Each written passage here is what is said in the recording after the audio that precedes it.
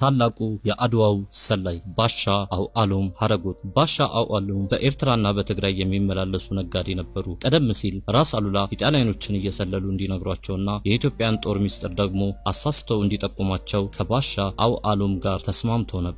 ባሻ አውዓሎም ሐረጎት የካቲት 22 ቀን 1888 ዓ.ም ከጣሊያን ጦር ጋር ወደ አድዋ እየተጓዙ ነበር። ያውም የኢጣሊያን ጦር እየመሩ የካቲት 22 ቀን ሌሊት ለየካቲት 23 አጥቢያ በጄኔራል ባራቴሪ የሚታዘዘው የጣሊያን ጦር በባሻ አውዓሎም መሪነት ከአድዋ ተራሮች ፊት ለፊት ተፋጠጠ።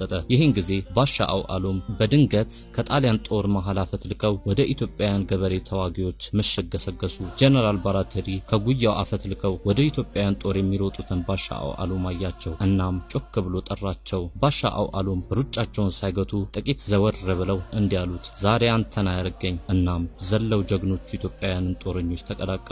አሉላ አባ ነጋ ከሚመሩት ጦር ጋር። የታሪክ መዛግብት ባሻ አውዓሎም ከጦርነቱ አስቀድሞ ከጣሊያን ጦር ጋር እንዲሰሩ ሆን ተብሎ ተመልምለው የተላኩ የአርነት አርበኛ ናቸው ይላቸዋል። ከጣሊያን ጋር አብረው ለጣሊያን አድረው ጣሊያንን ሰልለው እንዲመጡ በትዕዛዝ የተላኩ የታዘዙትን በቁርጠኝነት የፈጸሙ አርበኛ መሆናቸውን ታሪክ ይዘክርላቸዋል። የታሪክ መዛግብት እንደሚዘክሩት ባሻ አውዓሎም ጣሊያኖች ባልፈለጉት ጊዜና ሁኔታ ወደ ጦርነት እንዲገቡ በማድረግ የተሳካ የሰለላ ስራ ሰርተዋል። በሳቸው የሰለላ ጥናት መሰረት የኢትዮጵያ ተዋጊዎች የጦርነት ብልጫ ማድረግ እንዲችሉ አስተዋጽኦ አድርገዋል ይላል። የካቲት 22 ቀን 1888 ዓ.ም ሌሊት ባሻ አውዓሎም ከአሉላ አባ ነጋ ጦር ተቀላቀሉ። ሌሊቱን ብርቱ ጦርነት ተደረገ። በበነጋታው የአድዋ ድል የጥቁሮች ሁሉ ድል መሆኑ የተበሰረበት ቀን ነው።